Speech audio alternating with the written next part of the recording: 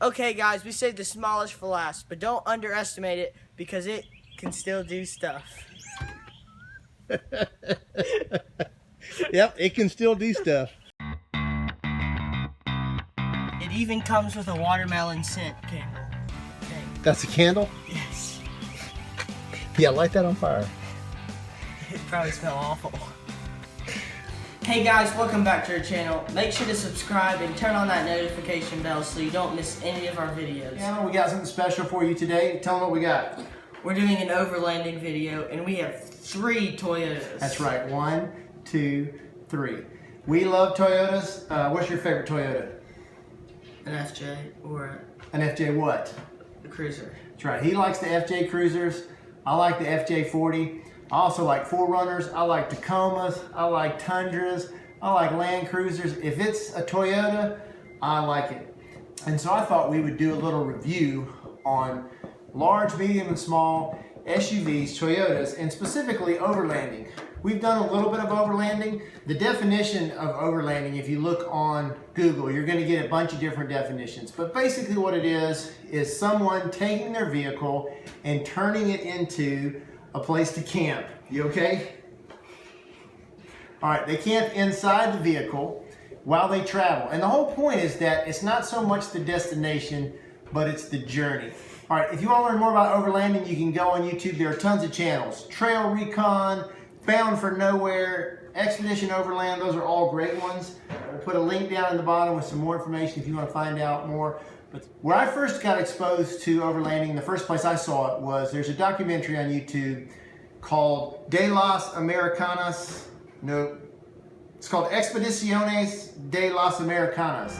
In late November 1978, an expedition of modern explorers set out in the tradition of Marco Polo and Lewis and Clark to go from the bottom of the world to the top, to cross some of the most forbidding jungle on Earth, to make the longest overland journey on record. They were 14 Americans in 6 four-wheel drive vehicles.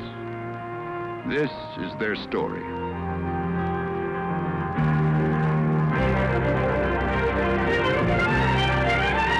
Today we're going to look at the Toyota Sequoia, a Toyota 4Runner, and a Toyota Rav4 and see which one might be the best fit for you. All right, we're going to start with the biggest Toyota, and that is the Sequoia. This is actually a 2002 Sequoia SR5, nothing special. I've had this car, it's been our family actually for probably 10 or 12 years. It's a 2002, and I love it because I have 4 kids and I can fit everybody in the back. We've got third row seating, and so there's plenty of space in here. We'll go to the inside in just a second, but let's do a walk around. You can see it's just the basic Sequoia. It does have the side rail step-ups, and I've got radials on here because most of what I do on this is on the road, not off-road. It does have a 4.7 V8, which gives plenty of power for towing. I've towed with it several times. I towed our 77 FJ40 Land Cruiser with it, and it did just fine. So it's nice, big, plenty of room on the outside. Now let's take a look on the inside. All right, obviously, as I said, we're going to start with the biggest one.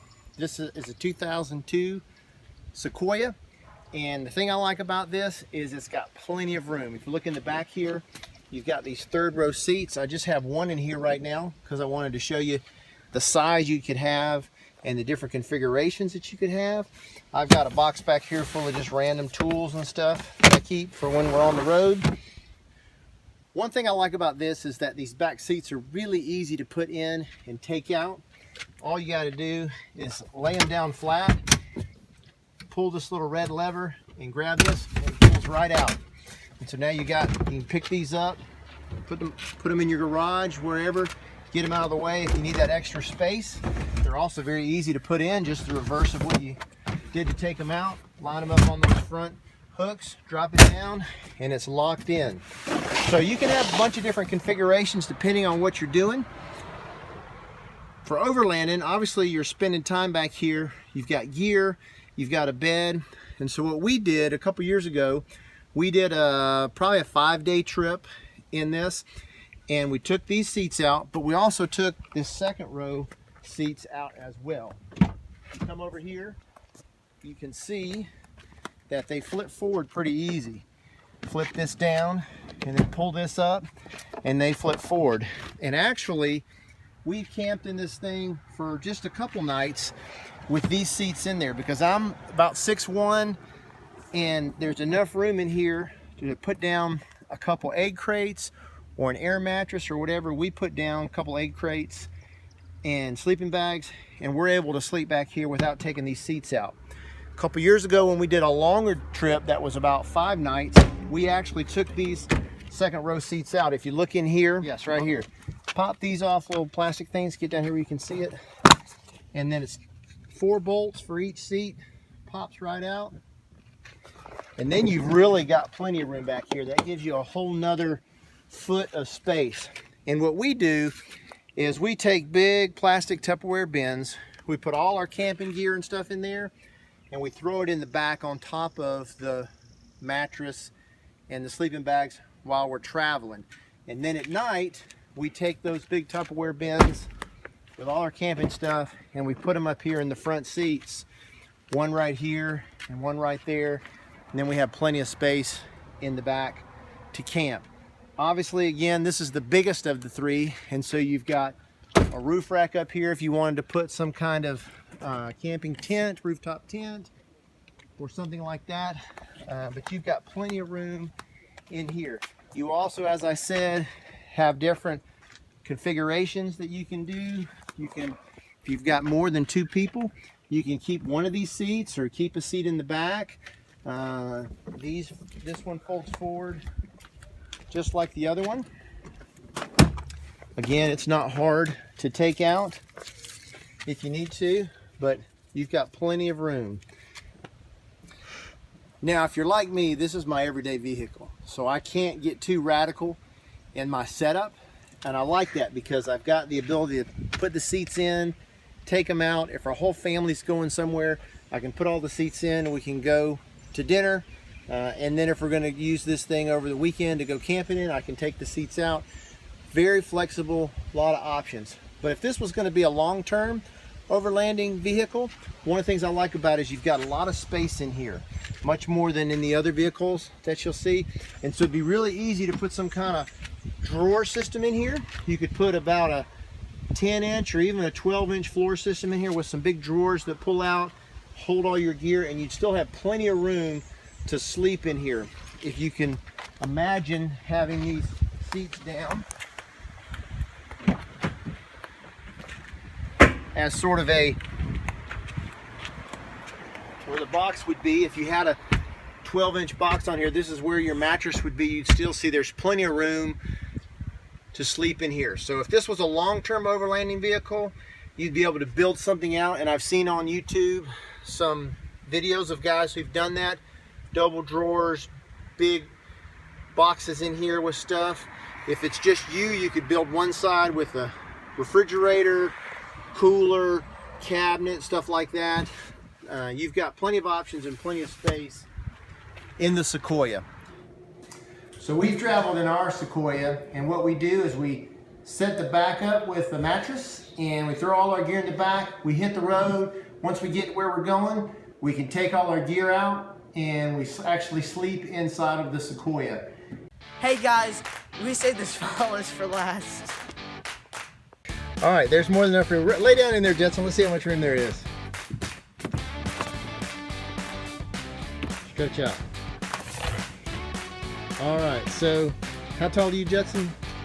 Even it has a sunroof too. You can look up at the stars at night.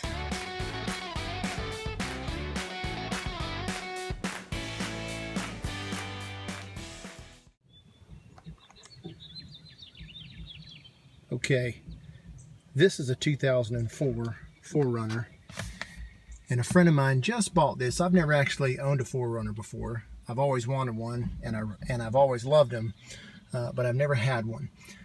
And I got to tell you, this thing is awesome. It's four-wheel drive, all the time four-wheel drive.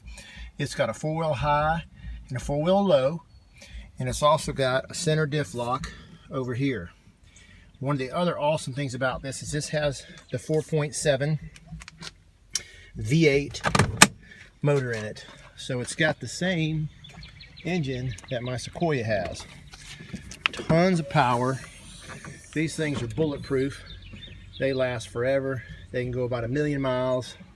This one has 195,000 miles on it. Limited, leather, everything. Sunroof, leather seats, power windows, heated seats, everything. He bought it online at an auction, ran the Carfax. It's never been wrecked.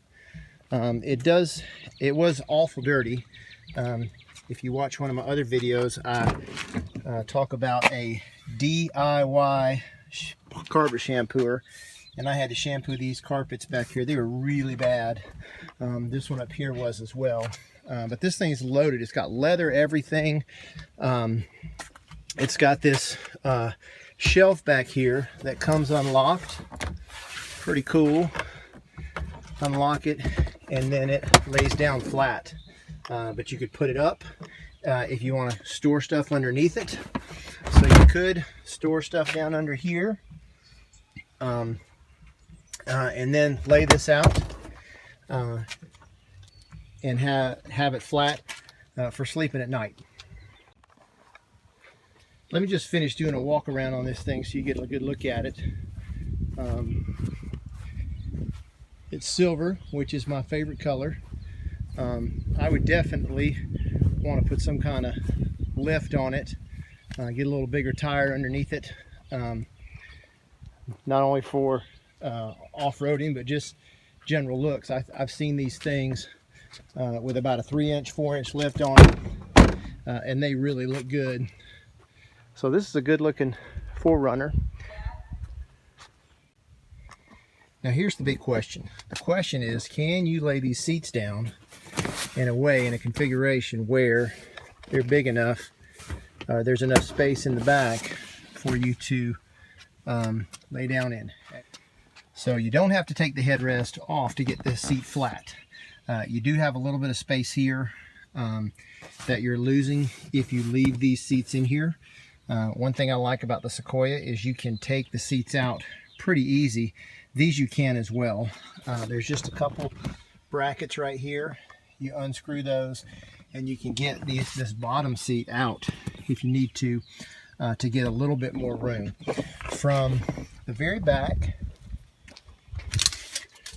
to the head there is going to be about 5'8" to the door, 5'9". So if you're tall like me, I'm 6'2", it would be a little bit tight in here. The passenger side does the exact same way. Pull this bottom seat up. Make sure this headrest is all the way down. And then there's a little lever right here you pull. Push that button, pull it forward, closes down. So you got a good bit of room in here. It'd be tight for 2 people unless you were small, but I think 1 person could definitely make it work. And if I were sleeping in here, I'd put a little 3-inch, 4-inch foam mattress down, and I would probably sleep long ways and get my tape measure to cooperate. So yeah, right here, that's 6'5" inches. So I'd have plenty of room if I wanted to stretch out crossways there. Plenty of headroom up here. It's nice. It goes up just a little bit in the back. So you got a little bit more headroom back here. I don't think you'd have enough room to put any kind of drawer system in here across here and then a mattress. You could, but it'd be really tight. With this shelf folded down, you got 35 inches from the bottom to the top, which is really plenty of room. By the time you put a 3-4-inch foam mattress in here, you still have 30 inches. Now when you raise this thing up, and it's really easy to raise up, you can do it with one hand. Just pick it up, push it back in there, and it locks right in. With this shelf put up, you've got 27 inches, 28 almost. So this thing's pretty sturdy. It's really sturdy. I think especially if you built some kind of support in here, you might could keep this as part of your bed frame and fold this down up here. If you wanted to, you could continue this out here to here. That would actually give you a little bit more room. You can continue it out because you would end up about right here, and it'd give you about another 2 or 3 inches in leg room if you put a mattress back there. And then you would have that space underneath. You could have a little shelf. What I would probably do is build a shelf right here that pulled out this way. So it would be flat right through here, and then a shelf right here that you could put some storage in. And then you'd have all that storage underneath here as well. You'd have to do something to extend this to the end of the vehicle because it's about 6 or 8 inches short. But that's one option. If you took these seats out, I'm not sure what it would take to get those out. They're in there pretty good. Up underneath here, I don't know if I can see, it looks like some sort of hinge up in there. Then you could build a shelf here and have a little bit of storage room underneath, but I don't know how much. So all in all, there's several options if you wanted to make this into some kind of an overlanding vehicle. It also has a tow hitch back here. With that V8 4.7, you could definitely pull a lot. I'm not sure what the total tow rating is. At the end of the video, I'll talk about that. You could put some kind of rooftop tent up here if you wanted to, I'm sure. Pretty good size overall. Like I said, it's a great option. I'll compare all three as far as gas mileage, towing capacity, and things like that at the end of the video, and compare the different vehicles. But overall, that's a great option, very affordable, and if you shop around, you can get a good deal on one just like this. This is exactly what I would want. Same color, everything. V8, limited, 4-wheel drive. I'm loving this thing. Okay guys, we saved the smallest for last, but don't underestimate it because it can still do stuff. Yep, it can still do stuff. Don't underestimate this little guy because he is more than capable. Hey guys, just say don't underestimate. Don't underestimate this little guy because he can still do stuff. All right, don't underestimate this little guy because he is more than capable. Don't underestimate this guy because he is more than capable. This is a 2018. It's a little newer than the other vehicles we've already shown you, but this is what we have. This is actually only for the one price of $19.99. It's a 2018 Toyota Rav4. It is a 2-wheel drive model, and it is the smallest of the three, but it is a nice little car, and there is enough room back here to set up a little camp area. The seats flip forward just like in the 4Runner and the Sequoia. And I definitely would not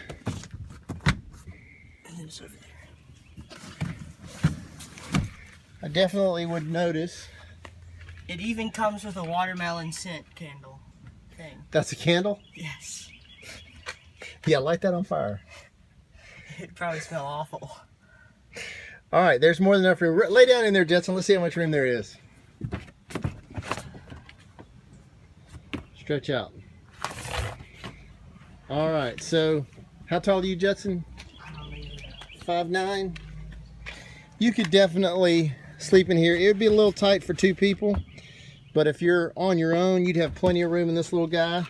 Even it has a sunroof too. You could look up at the stars at night.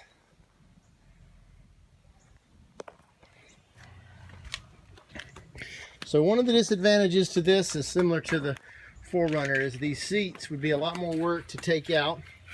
It definitely could be done, and you could build a little something in there. You could also put an egg crate in here, but it would be a little tilted because of these seats. Yeah, the seats go up a little bit, so you may want to park on a hill to make it level. Do you want me to show them the spare tire? I don't think they're really interested in the spare tire. Are you sure it's the coolest part of the vehicle?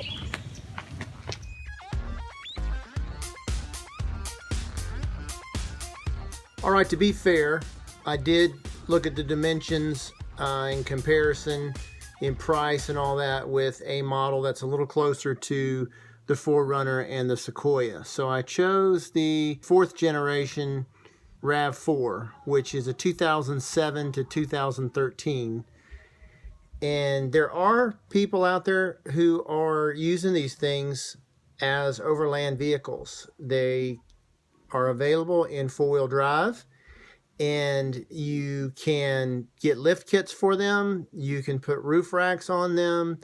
There are even people who are building platforms in the back where there are drawers to pull out, people camping in these. And so to me, it's a pretty good looking little vehicle. It definitely is smaller than the 4Runner and the Sequoia. And so for someone like me that's 6'1", 6'2", and likes to camp with my son, who's 13, growing fast and will be taller than me soon, this would probably be a little tight. But if you're looking for an option where there's good gas mileage, there's reliability, maybe you're an eco-friendly driver, then the Rav4 could be a really great option. The interiors are good looking, the seats, all those things are very durable. They drive very comfortably. They're super reliable. I actually think this little Rav4 would be perfect to pull a little camping trailer behind it. You could either do a teardrop camper or like an overlanding camper with a pop-up tent on it. You could sleep in the tent if it's nice. If it's raining, you can sleep inside the vehicle. The camper or the trailer would be able to haul all your equipment. The towing capacity on these little Rav4s is about 1,500 pounds, which would be perfect for one of these little trailers. So, at the end of the day, if you're going to go with a Toyota and you're going to go with one of these options, you're going to spend somewhere between $5,000 and $10,000. Obviously, it depends on the trim package that you get. If you get a limited that has leather, heated seats, all the bells and whistles, low mileage, you're going to spend up around 10 grand. But if you get one that's maybe an SR5 or maybe has a few more miles on it, you could get a nice Toyota overlanding vehicle for closer to $5,000. It really comes down to your needs. If you've got the need to have a higher towing capacity because you have a rock crawler or something like that, or maybe you're going to be carrying a lot of stuff and you have 2 people, you're going to probably want to go with a Sequoia. But if it's just you and you're an eco-friendly camper and you're trying to get the most bang for the buck and travel the most miles on the least amount of gas, then you're probably going to want to go with the Rav4. But regardless of whether you choose the Sequoia, the 4Runner, or the Rav4, I don't think you can go wrong with buying a Toyota, especially if you're going to be going off-road and putting some miles on it. These things are indestructible. If you like this video, please subscribe, and thanks for watching.